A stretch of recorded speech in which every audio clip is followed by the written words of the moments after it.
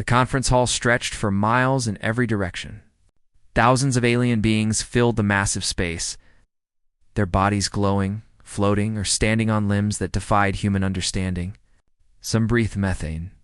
Others existed as pure energy contained in crystalline shells. A few looked almost human, but their eyes held colors that didn't exist on Earth's spectrum. Guan Kim stood at the center podium, her simple gray suit a stark contrast to the elaborate forms surrounding her. She was the first human to address the Galactic Council in an official capacity.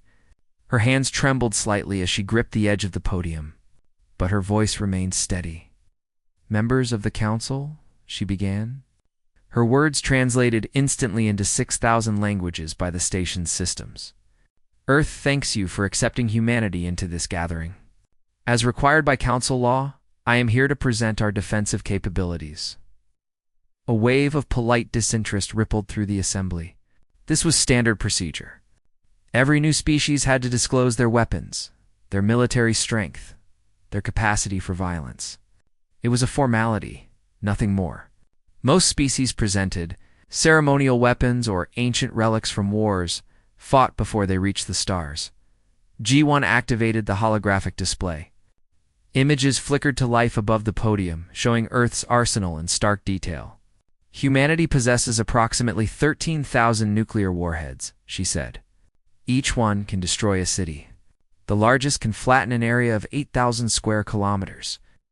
A few beings in the front row shifted.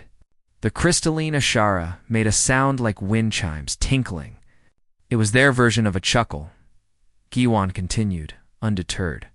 "We have biological weapons capable of targeting specific genetic markers. Diseases engineered to spread through populations before symptoms appear. Chemical agents that can render entire continents uninhabitable for decades." High Chancellor Vrel, a tall being with 4 arms and skin like polished silver, leaned toward his aide. His words were not whispered quietly enough. "Primitive. They still use explosives in disease." Jawan heard him. Everyone heard him. She pressed on. "We have satellites in orbit around Earth equipped with tungsten rods. When dropped from space, they impact with the force of nuclear weapons but leave no radiation.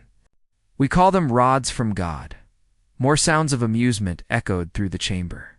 The insectoid Pravix clicked their mandibles in what their species considered laughter. To them, kinetic weapons were toys. Children's playthings from a bygone era. "We have electromagnetic pulse technology," Guan said, her voice growing firmer. "It can disable all electronic systems across thousands of kilometers.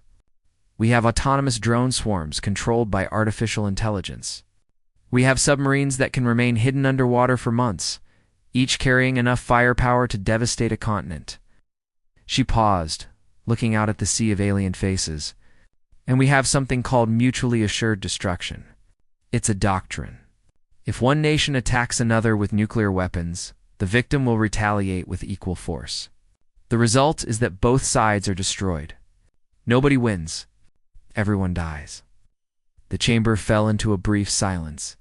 Then Chancellor Varel stood, his forearms spreading wide in a gesture of dismissal. "Delegate Kim, we appreciate your thoroughness. However, you must understand that the galaxy has evolved beyond such crude measures. We have been at peace for 3,000 years. War is a concept we left behind when we joined the Council." With respect, Chancellor Jiwan replied, "Peace is maintained through strength. Earth learned this through painful experience. And Earth still has much to learn," Vrel said, his tone condescending but not unkind. "War is not strength. Cooperation is strength. Understanding is strength. The Council has survived for millennia because we choose dialogue over destruction."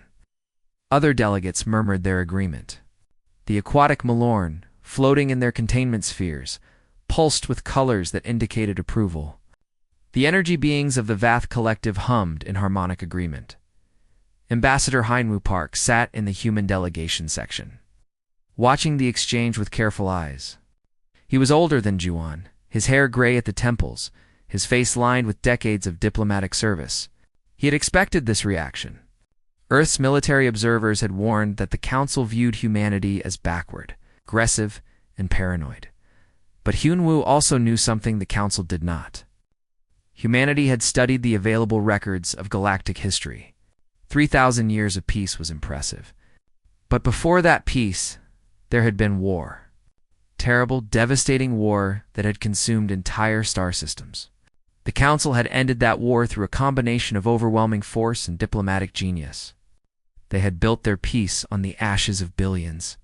The problem, Hyun-woo realized, was that they had forgotten.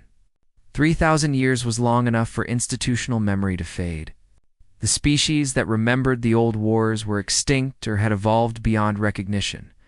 The current Council members had never experienced true conflict.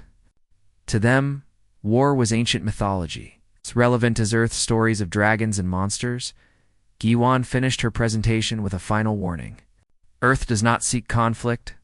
We come in peace and hope to learn from the Council's wisdom. But we also believe in being prepared. We have disclosed our capabilities as required. We hope you will never need to see them demonstrated. Chancellor Vrel stood again, gesturing for silence. Delegate Kim, your honesty is appreciated. The Council recognizes Earth's disclosure. You will be classified as a developing defensive species and placed in Threat Tier 7. Tier 7. The lowest classification, reserved for species that pose no meaningful danger to galactic security. Hyun-woo saw Gi-won's jaw tighten. But she bowed respectfully. Thank you, Chancellor. Earth looks forward to learning from the Council's experience. The session ended. Delegates began filing out, their conversations turning to more interesting matters. Trade agreements, cultural exchanges, a newly discovered nebula that showed promise for rare mineral extraction. Earth's warning was already forgotten, filed away in archives that would likely never be reviewed. Hyun-woo approached Ji-won as she stepped down from the podium. You did well, he said quietly. I didn't listen, she replied, her voice tight with frustration. No, Hyun-woo agreed. They didn't. But we fulfilled our obligation. The warning is on record. Will it matter? Hyun-woo looked around the vast chamber, at the thousands of species who had never known war, who couldn't imagine the horrors humanity had inflicted upon itself before reaching the stars. I hope it never needs to, he said finally. That night, Hyun-woo filed his report to Earth. He described the Council's reaction, their dismissal, their categorization. He noted their technological superiority in many areas, but their complete lack of military readiness. He observed that their peace had made them soft, unprepared, vulnerable. He ended his report with a single recommendation: maintain full defensive readiness. The Council's peace is built on the assumption that everyone shares their values. History suggests this assumption is dangerous. The report was received, filed, and acted upon. Earth quietly continued developing its defenses, improving its weapons, training its soldiers. Not because humanity wanted war, but because humanity remembered what happened to those who forgot how to fight, in the darkness between stars. Something ancient stirred, but nobody was watching the empty spaces. The Council was too busy celebrating their peace to notice the shadows gathering at the edge of their perfect civilization. 6 months passed since Earth's warning to the Galactic Council. Life continued as it always had for the thousands of species spread across the galaxy. Trade flourished. Cultural exchanges enriched civilizations. New scientific discoveries were shared freely among member worlds. Permanent. Then something happened on Talinus 4. The planet was unremarkable by galactic standards. It orbited a blue star on the frontier of Council space. Surface rich with rare minerals, essential for faster-than-light drive construction. 2 species had claims to mining operations there, the Korthi hegemony and the Vryn collective. For 200 years, they had shared the planet without incident. The Korthi operated the northern hemisphere's deep mines. The Vryn managed the southern refineries. Profits were split according to ancient agreements that both sides honored faithfully. But then disaster struck the Vryn home system. A stellar anomaly, unpredicted and unpredictable, had damaged 3 of their core worlds. Radiation from their dying star was making their planets uninhabitable. The Vryn faced a crisis unlike anything their civilization had experienced in recorded history. They needed resources desperately. They needed the minerals from Talanus IV to build the ships that would evacuate their people. The Vryn approached the Korthi with a simple request: increase their share of the mining operations. Just temporarily, just until their people were safe. The Korthi refused. It wasn't cruelty. The Korthi had their own contracts, their own obligations. They supplied materials to 50 other species. Breaking those contracts would cascade through the galactic economy. They offered alternatives: loans, aid packages, access to other mining sites. But not Talanus IV. The agreements were sacred. The Vryn grew desperate. Their leaders pleaded before the council, requesting intervention. The council deliberated, as they always did, carefully considering all perspectives. They formed committees. They scheduled hearings. They promised a resolution within the standard time frame of 6 months. The Vryn didn't have 6 months. They had weeks before radiation levels on their homeworlds became lethal. On a cold morning, by council records, the Vryn did something that hadn't been done in 3,000 years. They mobilized their military fleet and moved it toward Talanus IV. The galaxy watched in shock. Emergency council sessions were convened. Ambassadors from 100 species tried to mediate. The Ashara, whose crystalline wisdom was renowned, offered compromise solutions. The Malorn, masters of patience, counseled calm. The energy beings of the Vath Collective proposed alternative timelines. Nothing worked. The Vryn fleet, ancient ships pulled from museums and ceremonial displays, entered Talanus for orbit. Sent one final message to the Korthi: share the resources, or we will take them. The Korthi, proud and bound by their contracts, refused again. Their own fleet, equally outdated and untested, moved to defend their mining operations on Earth. Captain Dayan Choi monitored the situation from the human observation posts established on the edge of council space. She was military intelligence, trained to watch and report. What she saw disturbed her deeply. Neither fleet seemed to know what they were doing. The Vryn ships moved in formation patterns that were ceremonial, designed for parades rather than combat.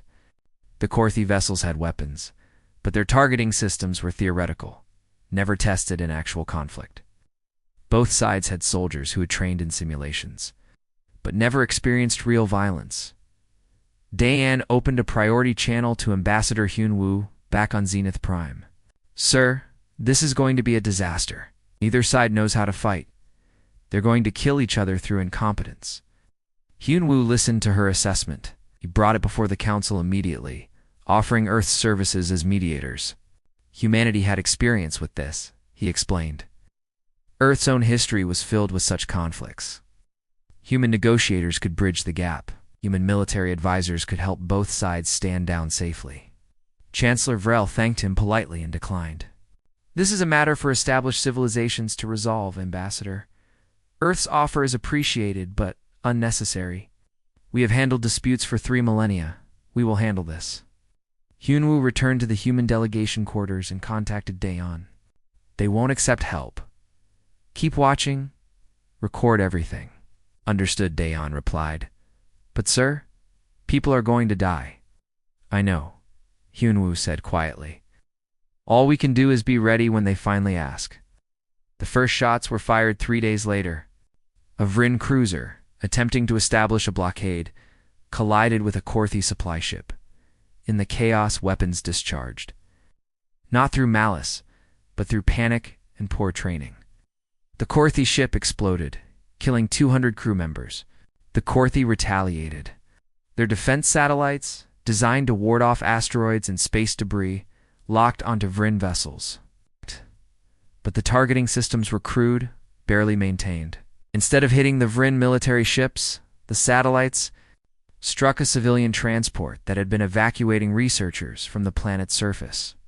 400 Vryn scientists died in seconds. Both sides escalated. What passed for battle in this peaceful galaxy was chaos. Ships fired wildly, missiles launched without proper targeting. Debris from destroyed vessels created hazard fields that damaged both fleets equally. Civilian stations in the system were abandoned in panic, but evacuation procedures that had never been tested resulted in crashes and casualties. Dayon watched it all. Military training screaming at the incompetence. They're not fighting a war, she reported to Hunwoo. They're committing mutual suicide. Neither side can aim properly. Neither side has tactics. They're just shooting and hoping.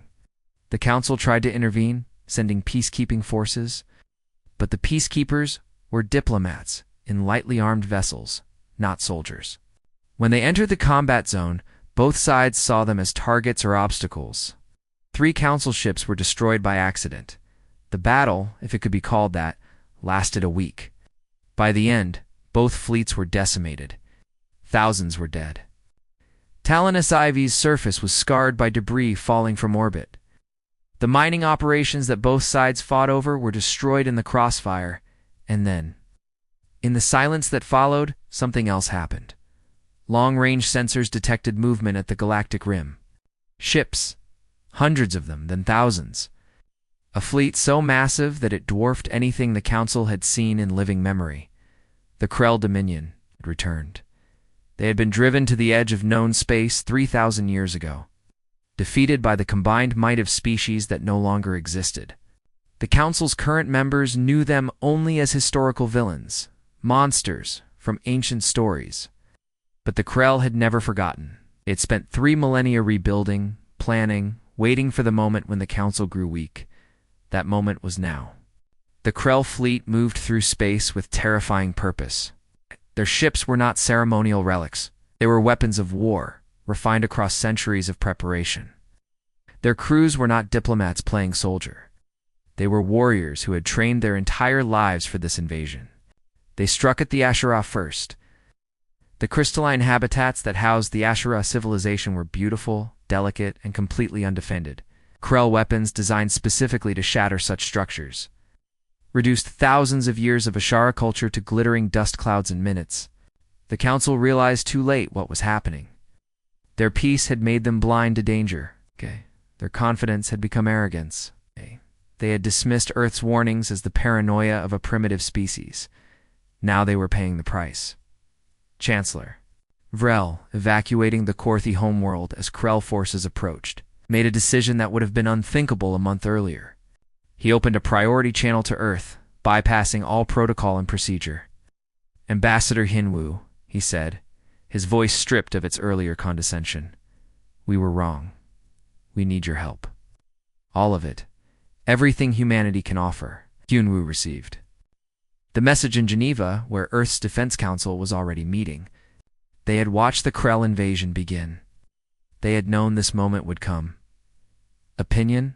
Asked Secretary General Mina Shin, looking around the table at military commanders and civilian leaders. Admiral Ji-Hoon Lee spoke first. They ignored our warnings. They let millions die because they were too proud to listen. But if we don't act now, billions more will follow. The vote was unanimous. Earth would go to war. The Krell Dominion swept through Council space like a dark tide. Their invasion was not random or chaotic. It was methodical, calculated, executed with the precision of a species that had spent 3,000 years planning for this exact moment. They had watched from the galactic rim, patient and silent. They had observed the Council's peace, studied their weaknesses, mapped their territories.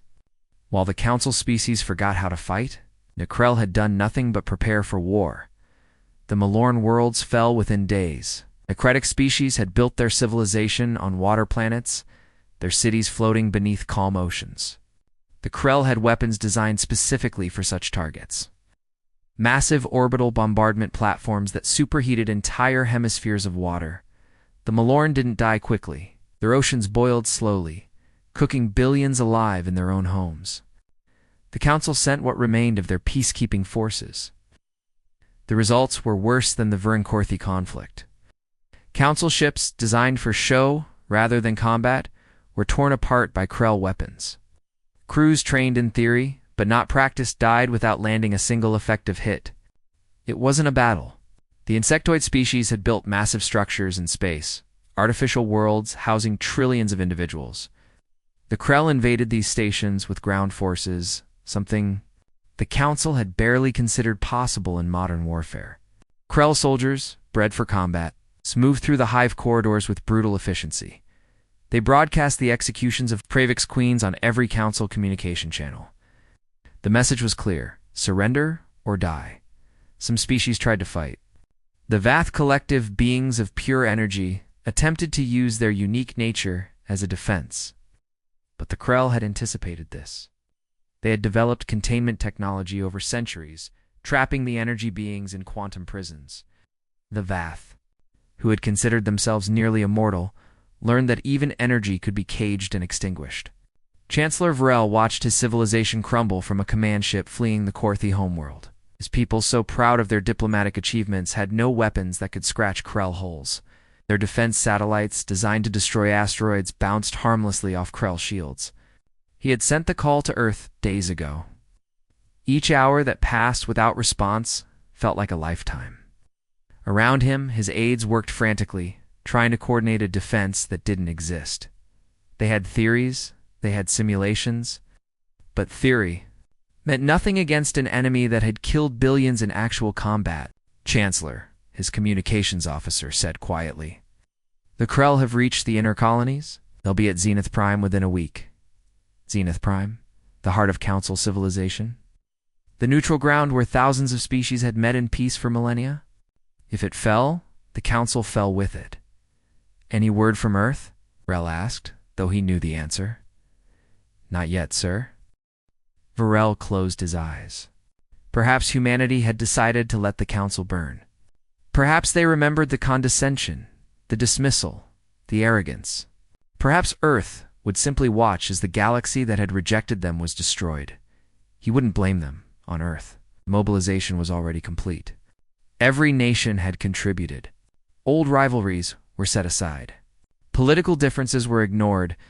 Humanity had one purpose now: save the galaxy that had looked down on them. Admiral Ji-Hoon Lee stood on the bridge of the UNSS Indomitable, Earth's newest and largest warship. Around him, a fleet of 300 vessels prepared for faster-than-light travel. It was the largest military force humanity had ever assembled. Status. He asked his second-in-command. All ships report ready, Admiral, Commander Sujin Han replied. She was younger than most of the bridge crew, but she had graduated top of her class from Earth's Naval Academy. She had studied every military conflict in human history. Now, she would add to that history. Then let's show them what humans do best, Ji-Hoon said quietly. Set course for Zenith Prime, maximum speed. The human fleet disappeared into faster-than-light travel, leaving Earth's solar system behind. They would arrive at Zenith Prime in 3 days. The question was whether there would be anything left to save. On Zenith Prime, the evacuation had begun. Billions of beings tried to flee the station, but there weren't enough ships. There wasn't enough time. The Krell fleet appeared at the edge of the system like a swarm of locusts, their numbers beyond counting. Chancellor Vrel stood in the council chamber, now mostly empty. A few ambassadors remained, species that had nowhere else to go. The Ashara were gone, their civilization shattered. The Malorn were dying in their boiling oceans. The Pravix queens were dead, their hives leaderless. Is this how it ends? Asked one of the remaining delegates, a small mammalian species whose name Varel had never learned to pronounce properly. 3,000 years of peace, destroyed in weeks. Before Varel could answer, alarms blared throughout the station. The Krell had arrived. Massive warships emerged from faster-than-light travel, surrounding Zenith Prime in a formation that blocked all escape routes. The lead Krell vessel opened a communication channel. The being that appeared on the screens was terrifying. Multiple eyes, razor teeth, armor that seemed grafted to its flesh. When it spoke, its voice was like metal grinding against stone. Galactic Council, the Krell commander said. You drove us to the edge of space. You thought we were destroyed? But we survived. We adapted. We prepared. Now we return to take what is rightfully ours, everything. Ow. Stepped forward, his forearms spread in a gesture of submission. We surrender. Please spare the civilians. They have done nothing to you. The Krell commander made a sound that might have been laughter. Surrender. You think we want your surrender? We want your extinction. We want every species that voted to exile us to suffer as we suffered. We want your civilizations erased from history. The communication cut off. Krell weapons powered up, preparing to fire on the station. Millions of beings braced for death. Then space itself seemed to tear apart. The human fleet emerged from faster-than-light travel, not at the edge of the system, but directly in the middle of the Krell formation. It was a maneuver that should have been impossible, requiring precision calculations that no species had ever achieved.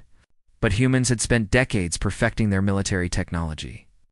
They had learned from every war they had ever fought. They arrived already firing. Human weapons. Dismissed by the Council as primitive, struck Krell ships with devastating accuracy. Missiles that the Council had mocked as outdated found weaknesses in Krell shields. Kinetic weapons that seemed ancient punched through Krell armor. Electronic warfare systems that the Council hadn't understood disrupted Krell communications. The Krell fleet, so confident in their superiority, suddenly found themselves fighting an enemy they didn't understand. An enemy that didn't follow the rules of galactic warfare.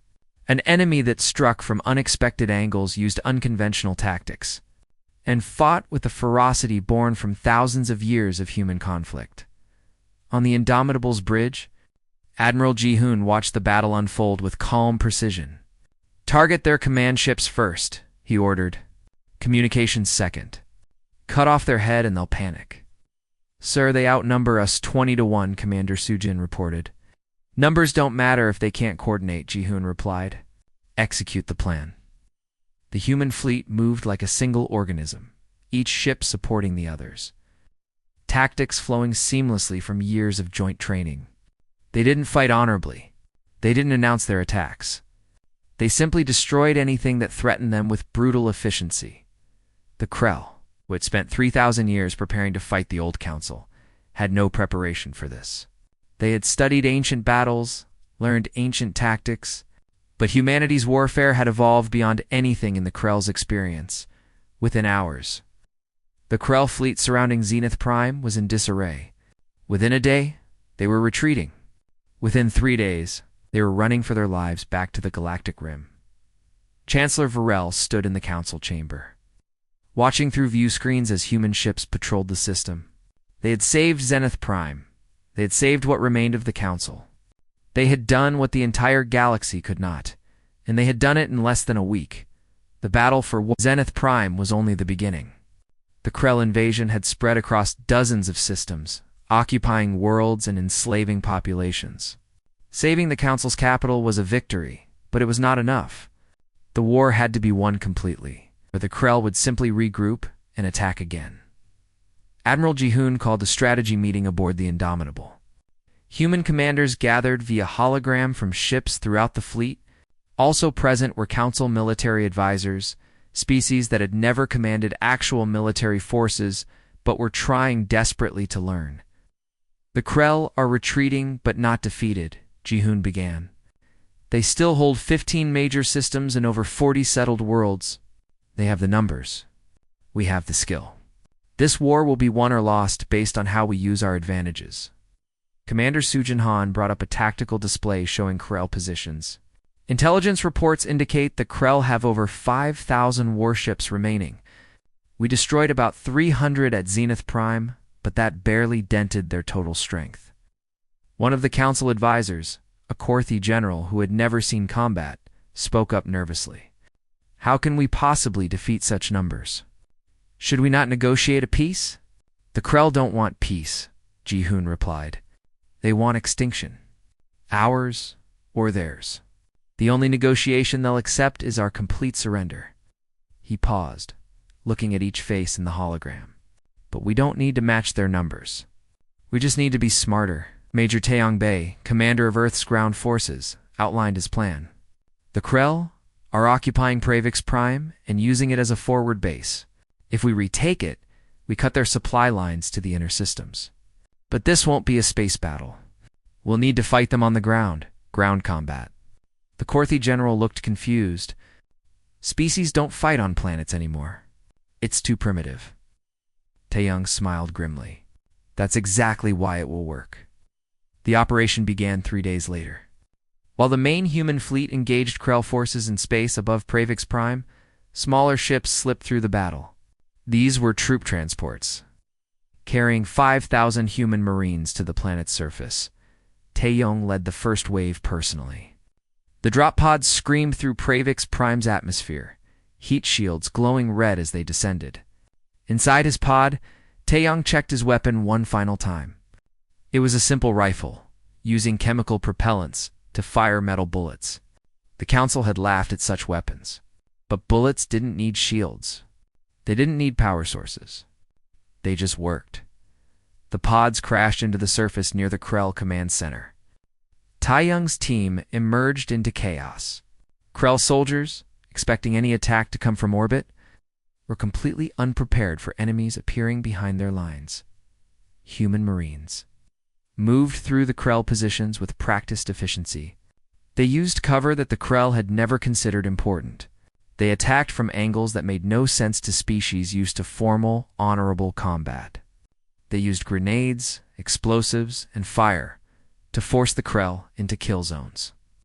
"This is warfare," Taeyong said into his communicator as his team cleared another building. Not whatever the Council was doing. The Pravix civilians trapped in their hives under Krell occupation watched in amazement as humans fought. The Council had told them that humans were primitive, that their weapons were outdated. But these primitive weapons were destroying the Krell forces that had seemed invincible. The Pravix elder approached Taeyong during a brief pause in the fighting. "Your people fight like demons," she said, her mandibles clicking nervously. "No," Taeyong replied. "We fight like humans. There's a difference." The battle for Pravix Prime lasted 6 days. Human Marines, outnumbered 10-1, used tactics that the Krell couldn't counter. They ambushed supply convoys. They destroyed communication centers. They targeted Krell officers, disrupting the chain of command. They never fought fair. They fought to win. When the Krell finally retreated from Pravix Prime, they had lost over 20,000 soldiers. Human casualties were less than 300. While Taeyong secured the ground, Commander Sujin led the space campaign. Her squadron of destroyers specialized in what humans called asymmetric warfare. They didn't engage Krell battle fleets directly. Instead, they hunted supply ships, destroyed fuel depots, and mined faster than light travel lanes. "The Krell have big ships and lots of them," Sujin explained to her squadron. "But big ships need lots of fuel, lots of ammunition, lots of supplies.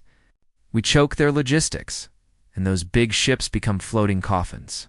Her squadron operated in small groups, appearing suddenly from faster-than-light travel, striking targets, and disappearing before Krell reinforcements could arrive. It was guerrilla warfare applied to space combat, something the Krell had never encountered. A Krell admiral, frustrated by the constant hit-and-run attacks, complained to his superiors, "These humans don't fight properly. They ambush. They hide. They run. Where is their honor?" His superior replied coldly, "Honor doesn't matter if you're dead. Adapt or lose." But adaptation took time, and time was not on the Krell's side. General Yoon Gi-song, coordinating the overall campaign from Zenith Prime, understood this perfectly. She had studied every major war in human history, from ancient conflicts to modern warfare. She knew that wars were not won by individual battles, but by strategic thinking. The Krell made a mistake, she explained to Chancellor Vrel during a strategy session. They planned to fight the old council, predictable enemies who valued honor over victory, but were not predictable. Every time they think they understand our tactics, we change them. "How many tactics do humans have?" Rel asked, genuinely curious. Yoonji smiled. "Thousands. We've been fighting each other for 10,000 years. We've invented every possible way to win a battle. The Krell's 3,000 years of preparation means nothing against our 10,000 years of experience." She activated a star map showing the current state of the war. Red markers indicated Krell positions. Blue markers showed human forces. "They're retreating to these 5 systems," she said. "Strong defensive positions. They think they can regroup there." "Can they?" Varel asked. "Not if we don't let them." Yoonji highlighted several systems that seemed unimportant. "We're going to cut them off from each other. Isolate each fleet. Then destroy them one at a time." The strategy worked perfectly. Human fleets, smaller but infinitely more agile than Krell forces, surrounded individual Krell strongholds. They didn't attack directly. They simply prevented the Krell from leaving or receiving supplies. One by one, the isolated Krell fleets found themselves running out of fuel, ammunition, and food. Some tried to break through the human blockades. These attempts ended in disaster. The humans had studied Krell tactics by now, understood their patterns, knew their weaknesses. Every breakout attempt was predicted and countered. In one system, a Krell fleet tried to surrender. The Krell admiral opened a communication channel to the nearest human ship. "We yield," he said. "Please, allow us to retreat. We have families."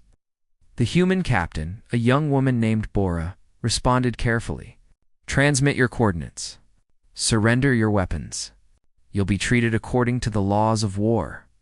The Krell admiral hesitated. "What are these laws?" "You'll be prisoners, not slaves," Bora explained. "You'll be fed, sheltered, and eventually returned home when the war ends." "The Council never told us such laws existed," the admiral admitted. "The Council forgot a lot of things," Bora replied. 3 weeks after the battle for Zenith Prime, the last major Krell stronghold fell. The surviving Krell forces, scattered and broken, fled back to the Galactic Rim. They left behind thousands of occupied worlds, now liberated by human forces. They left behind millions of dead from a dozen species. They left behind the ruins of their 3,000-year plan for revenge. Admiral Skuhun stood on the bridge of the Indomitable, looking at the tactical display showing Krell forces in full retreat. His officers cheered, celebrating the victory. But Ji-hoon remained quiet. Commander Sujin noticed. "Sir, is something wrong?" "We won," Ji-hoon said quietly. "But look at the cost." He gestured at the casualty reports scrolling across screens. Billions dead. Entire civilizations damaged beyond repair. Worlds that would take centuries to rebuild. "The Council will remember this," Sujin said. "They'll remember that humans saved them." "That's what worries me," Ji-hoon replied. "They'll also remember how icily we won, how completely we dominated this war. They dismissed us as primitive. Now they know the truth. We're not primitive. We're just very, very good at violence." Sujin had no response to that, because it was true. Humanity had saved the galaxy, but in doing so, they had revealed something terrifying. Humans were the most dangerous species in known space. The Galactic Council reconvened 6 months after the war ended. The chamber on Zenith Prime had been repaired, but everything else had changed. The delegates who returned were different from those who had dismissed Earth's warning. Many species had lost entire generations. Some civilizations had been reduced to a fraction of their former populations. All of them had learned what war truly meant. The seating arrangement had changed too. The human delegation no longer sat at the junior table in the back. Their seats were now at the primary council, alongside the oldest and most respected civilizations. Nobody had voted on this change. Nobody had discussed it. It simply happened, acknowledged without words because everyone understood the new reality. Delegate Ji-won Kim stood at the same podium where she had delivered Earth's first warning. The last time she had been here, the chamber was filled with condescension and barely concealed amusement. Now it was silent, attentive, respectful. Thousands of eyes watched her, and none of them looked away. "Members of the Council," she began, her voice carrying through the vast space. "Humanity stands before you again. Not to warn you this time, but to help you rebuild." Chancellor Varel sat in his seat, his forearms folded. He looked older now, tired in a way that had nothing to do with physical age. His civilization had lost a quarter of its population. The Korthi worlds would take decades to recover. "Delegate Kim," he said, his voice lacking its former authority. "The Council owes Earth a debt we can never repay.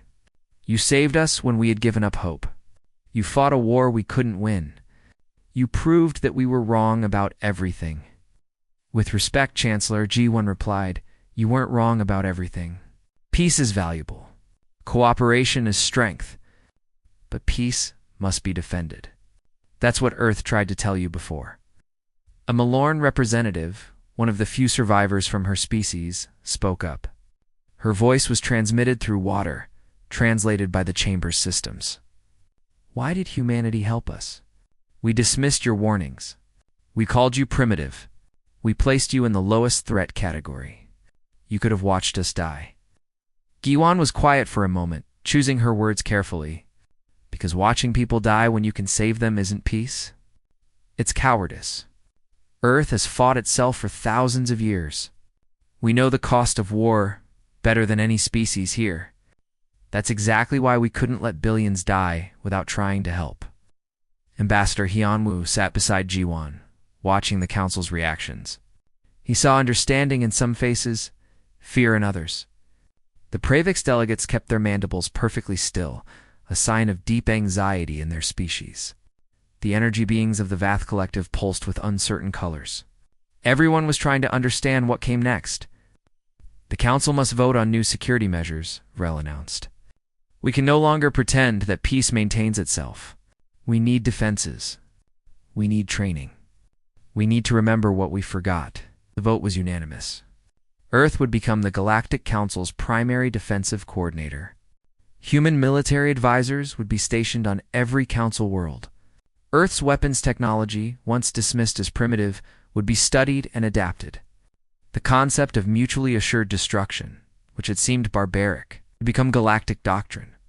But the most significant change was the creation of the Galactic Defense Academy. It would be located on Earth, in Geneva, where humanity's own peacekeeping forces had been headquartered for centuries. Students from every council species would come to learn from human instructors. Ambassador Hyunwoo was chosen to oversee the academy. He accepted the position with mixed feelings. Teaching the galaxy how to fight meant teaching them to be more like humans. He wasn't sure if that was progress or tragedy. The first class of students arrived 3 months later. 3,000 young beings from 200 species, all volunteers, all willing to learn from humanity's experience. They came nervous, uncertain, afraid of both the humans and what they would become. General Yoonji Song was appointed as the Academy's primary military instructor. On the first day, she stood before the assembled students in a massive lecture hall. Some were taller than buildings. Others were smaller than mice. Some breathed oxygen. Others required specialized environments. But all of them looked at her with the same expression, hope mixed with fear. Welcome, Yoonji said simply. You're here to learn how to defend your civilizations. You're here because the galaxy learned a hard lesson about the cost of forgetting how to fight. You're here because your leaders want to make sure this never happens again. She activated a display showing images from human history. Ancient battles fought with swords and spears. Medieval warfare with castles and siege weapons. Modern conflicts with tanks and aircraft. Contemporary space battles against the Krell. This is 10,000 years of human warfare, she said. Every mistake we made, every tactic we developed, every hard lesson we learned, we're going to teach you all of it. Not because we want you to be warriors, but because those who forget how to defend themselves become victims. A young Ashara student, her crystalline form reflecting light and nervous patterns, raised a limb. General, will learning human warfare change us? Will we become violent like humans? Yoonji considered the question carefully. Humans aren't violent by nature. We learned violence because we had to. Because our history forced us to adapt or die. You don't have to become like us. You just need to understand what we understand. Peace is a choice, but it must be defended. The training was intense. Students learned strategy, tactics, logistics, and command. They studied human military history, from ancient Earth to the recent war against the Krell. They learned about weapons they had never imagined, strategies that seemed impossible, and ways of thinking that challenged everything they believed about conflict. But more than that, they learned why humans fought the way they did.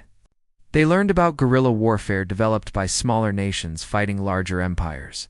They learned about defensive strategies created by civilizations protecting their homes against invasion. They learned about honor codes that tried to minimize suffering even in the midst of violence. Taeyang Bei taught ground combat. He took students to training facilities where they learned movement, cover, and small unit tactics. Most of them had never considered fighting on a planet's surface. The idea seemed absurd to species that had fought in space for millennia. Why do humans focus so much on ground combat? Asked a Pravik student during one training session. Because that's where people live, Taeyong replied. You can win every battle in space, but if you can't hold territory on the ground, you haven't won anything. Wars are fought for people, not for empty space. Commander Sujin Han taught naval warfare and space tactics. Her classes focused on asymmetric warfare, showing students how smaller forces could defeat larger ones through intelligence and creativity rather than raw power. The Krell had more ships, more weapons, more soldiers, she explained. But we won because we understood something they didn't. War is not about who has the biggest guns. It's about who uses their resources most effectively. As months passed, the students began to change. Not in the way the Ashara student had feared. They didn't become violent or aggressive. But they started thinking differently about security, defense, and their role in protecting their civilizations. A year after the war ended, the first class graduated. They returned to their homeworlds carrying knowledge that the galaxy had forgotten. They brought tactical manuals, strategic frameworks, and a new understanding of what defense truly meant. Chancellor Vrel attended the graduation ceremony. He watched as young beings from species that had nearly been exterminated received their certifications as military officers. It should have been a sad moment, a reminder of how far the council had fallen. Instead, he felt something like hope. After the ceremony, Vrel met privately with Ambassador Hyunwoo. Your people have given us more than military knowledge, Vrel said. You've given us perspective. We spent 3,000 years believing that peace meant we could forget about conflict. You showed us that peace requires constant vigilance. The question is what you'll do with that knowledge, Hyunwoo replied. Will you use it to defend yourselves? Or will you use it to threaten others? That's the real test, isn't it? Vrel said. You've made us dangerous. Now we have to prove we can be responsible. Hyunwoo nodded. That's the burden humanity has carried for thousands of years. Welcome to the club. That night, Hyunwoo stood in his office overlooking Geneva. Earth's light sparkled below, peaceful and beautiful. But he knew the truth, that the council was just beginning to understand. Peace and the capacity for violence were not opposites. They were partners, locked in an eternal dance. His computer chimed with an incoming message. It was from Captain Daeon Choi, still stationed at the observation post on the galactic rim. She had intercepted a Krell transmission, scattered fragments from their retreating forces. The message was simple but chilling. Avoid the third planet orbiting the yellow star. The beings there are not like the others. They smile and offer help, but they are born for war. Their kindness is more dangerous than our weapons. They defeated us not with superior technology, but with superior understanding of violence. They know every possible way to kill, and they choose when to use that knowledge. This makes them the most terrifying species in the galaxy. Hyunwoo read the message twice, then deleted it. The council didn't need to see this. They were already afraid enough of what humanity represented, but the Krell were right. Humanity's greatest strength was not their weapons or their tactics. It was their choice. The ability to be violent, and the wisdom to choose peace instead. Humanity had warned the galaxy once about their defenses. The galaxy had ignored them and paid a terrible price. Now, the galaxy knew the truth. Earth was not just another species. They were the guardians who remembered what everyone else had forgotten, and the galaxy would never forget again.